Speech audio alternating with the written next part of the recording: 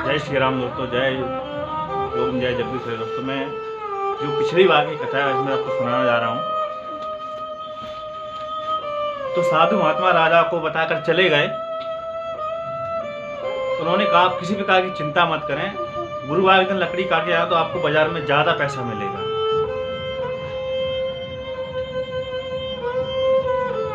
तो राजा गुरुवार के दिन शहर में गया तो उसको उस दिन कीमत से ज्यादा पैसा, दुगना पैसा मिला।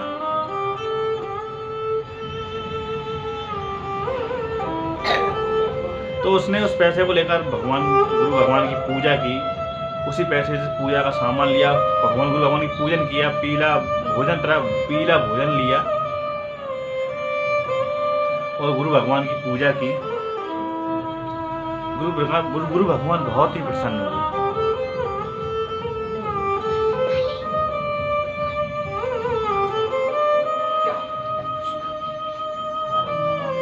धीरे धीरे समय बीतता गया।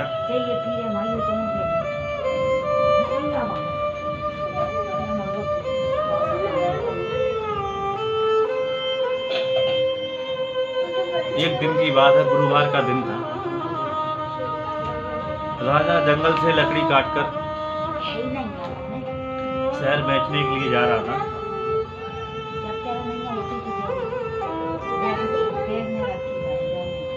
तो उस दिन बाजार में गया तो उसको अधिक पैसा मिला। तो राजा ने गुड़, चना आदि लाकर गुरु भगवान का दोबारा से पूजन किया। लेकिन अगली बार जब गुरुवार आया तो राजा भूल गया।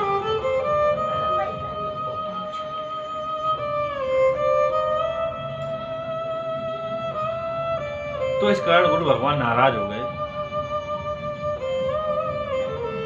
तो उस दिन जहाँ राजा रहता था, उस दिन मतलब वहां पे नगर के राजा थे, उस दिन उसके यहाँ बहुत बड़ा विशाल भंडारा था। उन्होंने बहुत बड़ा यज्ञ किया था, उसका बहुत ही मतलब विशाल भंडारा था।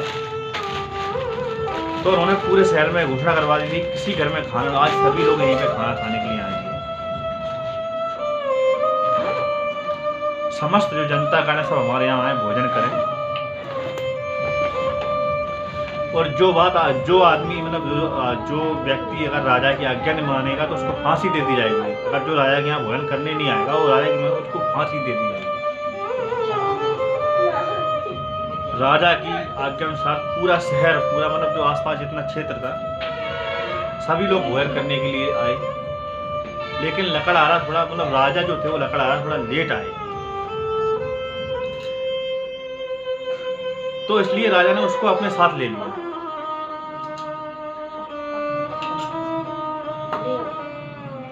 और अपने साथ ले जाकर उसको भोजन करा रहे थे। तो तभी राजा की रानी की दृष्टि उनकी एक खूंटी पर पड़ी, जहां पर उनका एक हार टंगा हुआ था।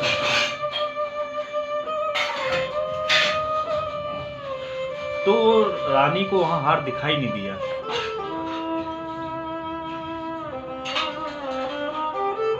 तो रानी ने निश्चय किया, ये जो आपके साथ भोजन कर रहा है इसने ही हमारा हार चुराया है।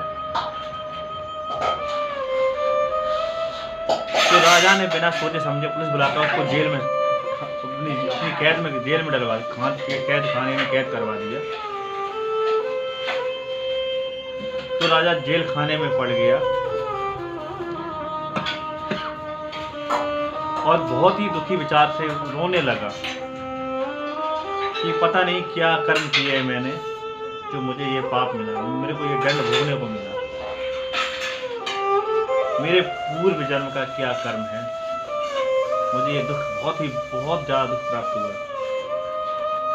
तो इसी प्रकार राजा रो रहा था। तो अपने उसी साधु को याद करने लगा जो साधु उनको जंगल में मिला था।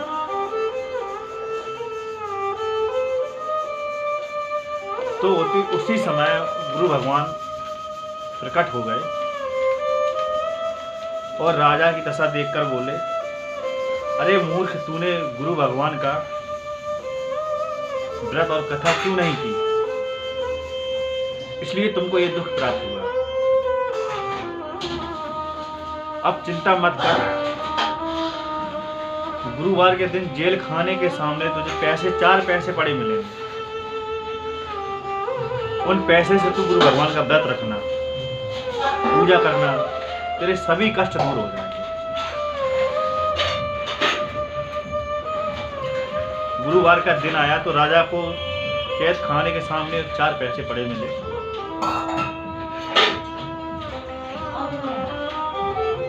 राजा ने कथा की, गुरु भगवान की पूजा की।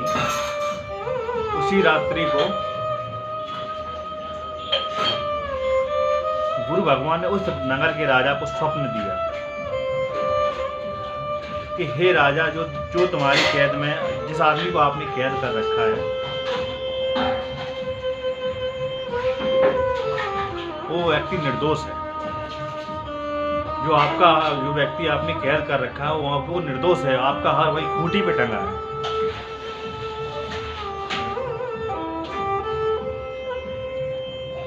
अगर आप ऐसा नहीं करते तो मैं तुमको दंड दूंगा और मैं तुम्हारे राज्य को नष्ट कर दूंगा। ये गुरु भगवान ने वो राजा से कहा। इस प्रकार रात्रि का स्वप्न खत्म हुआ। सुबह हुई तो राजा देखता है कि वो हाथ खूंटी पे ही टंगा है। ये सब देखकर राजा ने वो लकड़हारे राजा को बुलाया और क्षमा मांगी तथा सुंदर वस्त्र आभूषण देकर विदा किया। तो राजा वहां से अपने नगर के लिए निकल पड़ा था। तब राजा अपने नगर के निकट पहुंचा। जो लकड़हारा था वो राजा अपने नगर के निकट पहुंचा तो उसे बड़ा ही आश्चर्य हुआ। मतलब वो सोच में पड़ गया। नगर में पहले से अधिक बाग, बावड़ी, तालाब, अस्पताल पहले से बहुत ज्यादा थे।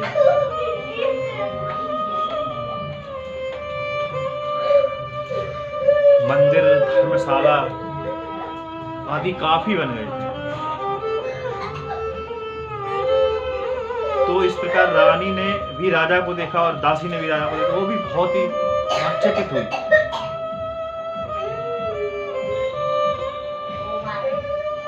राजा ने नगर के लोगों से पूछा, ये सब किसका है?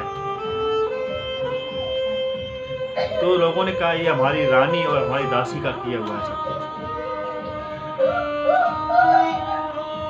तो राजा को गुस्सा भी आया और आश्चर्य भी हुआ।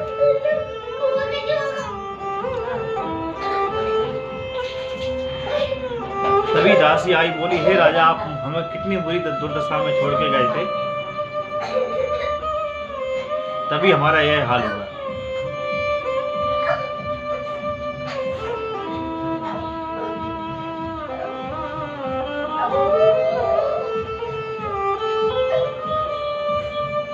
तो दासी को देखकर राजा बहुत क्रोध हुआ। उसने अपनी तलवार निकाल ली।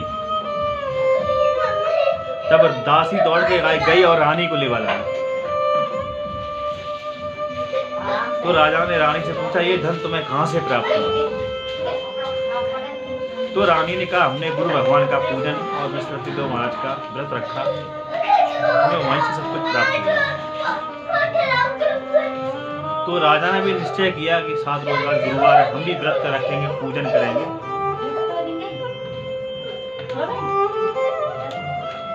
तो राजा कहने लगा, हम दिन में प्रतिदिन, गुरुवार के दिन ही प्रतिदिन दिन में 3 बार कथा सुनेंगे, कथा कहेंगे, कथा सुनाएंगे।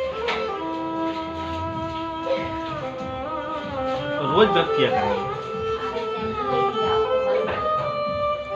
तो दोस्तों, उस समय से हर समय राजा के दुपट्टे में चने की दाल और गुड़ बंधी रहती थी। दिन में 3 बार कथा भी कहते थे, कथा भी सुनाते थे। एक दिन राजा के मन में विचार आया कि वो अपनी बहन के यहाँ घूम के आए। तो राजा निश्चय करके अपने घोड़े से निकल पड़े। वो अपनी बड़ी बहन के घर जा रहे थे। रास्ते में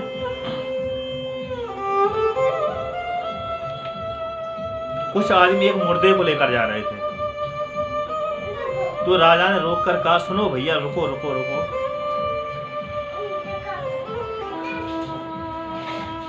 आप लोग मेरे गुरु भगवान की कथा सुन लो। तो लोगों ने कहा इसको कथा की पड़ी, हमारा तो आदमी मर गया है, इसको तो कथा की पड़ी है, इसको अपनी कहानी और अपनी कथा की पड़ी, हमारा तो आदमी मर गया है, लोगों ने कहा। परंतु कुछ उसमें अच्छे आदमी थे, तो उन्होंने बोला ठीक है सुन लो, कहो भाई तुम्हारी क्या कथा है, क्या कहानी सुनाओगे। राजा ने चने की दाल निकाली और कहानी शुरू कर दी। जब गुरु भगवान की कथा आदि हुई कि मुर्दा हिलने लगा, जब गुरु भगवान की कथा आदि हुई तो मुर्दा हिलने लगा। जब कथा पूरी समाप्त हुई तो मुर्दा राम राम कहकर खड़ा हो गया। दोस्तों बोलो ओम जय जगदीश हरे। दोस्तों तो राजा वहां से आगे निकला तो उसे किसान खेत में किसान मिला जो अपने बैल हल जोत रहा था। तो राजा ने उसे देखा और बोले अरे भैया तुम मेरी गुरु भगवान वसुदेव की कथा सुनो। तो किसान बोला भैया जब तक मैं तुम्हारी कथा सुनूंगा तब तक मैं 2-4 हरैया अपनी जोत लूंगा।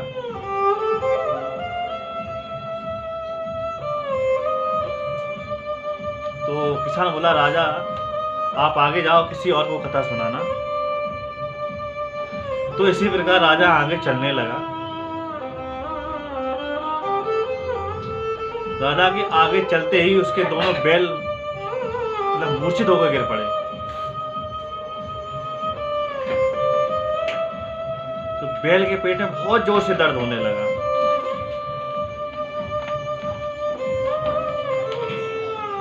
तो उस समय उस किसान की मां रोटी लेकर आई हुई थी। उसने देखा अपने पुत्र को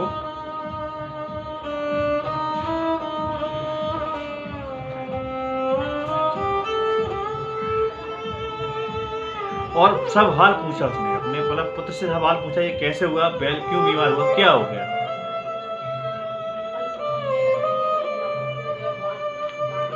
तो राजा ने सब बताया। किसान बोला हे माता एक राजा आए थे, उन्होंने कहा हमारे गुरु भगवान की कथा सुन लो। तो हमने नहीं सुनी, वो आगे बढ़े तो हमारे बैल को ऐसा हुआ। तो उसकी माँ दौड़ी दौड़ी गई राजा के पास और बोली हे राजन, हे महात्मा, मैं आपकी कथा सुनूंगी, आप चलो हमारे खेत पर ही कथा सुनाओ। तो राजा वहाँ खेत पर गए तो उन्होंने अपनी उसकी किसान की माता को सारी कहानी कथा सुनाई। इतना सुनकर बैल खड़े हो गए और किसान के पेट में जो दर्द था उसका पेट का दर्द भी खत्म हो गया। तो राजा ने कथा समाप्त की और राजा आगे चला, अपनी बहन के घर पहुंच गए। अपनी बहन के घर पहुंचे तो खूब मेहमानी हुई, उनका खूब स्वागत हुआ। दूसरा दिन प्रातः काल का समय था। राजा सोकर जगा तो उसने देखा कि सब लोग भोजन कर रहे हैं। राजा ने अपनी बड़ी बहन से कहा वो कोई मनुष्य जिसने भोजन न किया हो है यहाँ पर, कोई ऐसा मनुष्य जिसने भोजन न किया हो, वह मेरी गुरु भगवान की कहानी सुने। बहन बोली हे भैया यह देश ऐसा ही है, प्रथम यहाँ लोग भोजन करते हैं, बाद में अन्न काम करते हैं। मैं जाती हूँ, अगर कोई आस पड़ोस में हो उसने ऐसा न किया हो तो मैं देख के आती हूँ। उसकी राजा की बहन राजा से बोली।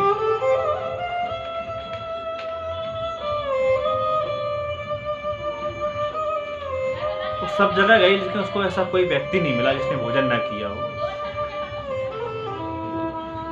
अंत में वह एक कुम्हार के घर पर गई तो उसका लड़का, जिसका लड़का बहुत बीमार था, काफी दिनों से उसने भोजन नहीं किया था, बहुत ज्यादा ही बीमार था, तो उसने काफी दिनों से भोजन नहीं किया था। तो राजा की बहन ने कुम्हार से कहा कि हमारे भैया कथा सुनाना चाहते हैं। तो कुम्हार ये कथा सुनाने के लिए राजी हो गया। तो राजा ने वहां जाकर गुरु भगवान की कथा प्रारंभ की। कथा सुनते ही सुनते लड़का ठीक हो गया। तो सब लोग राजा की प्रशंसा करने लगे। यह समाचार सुनकर सब बड़े खुशी हुए। नबी महीने में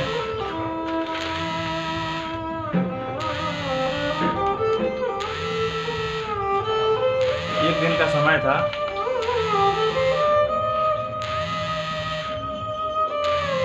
तो राजा ने अपनी बहन से कहा, अब हम चलते हैं, हमको घर जाना है, तुम भी हमारे घर आना कभी।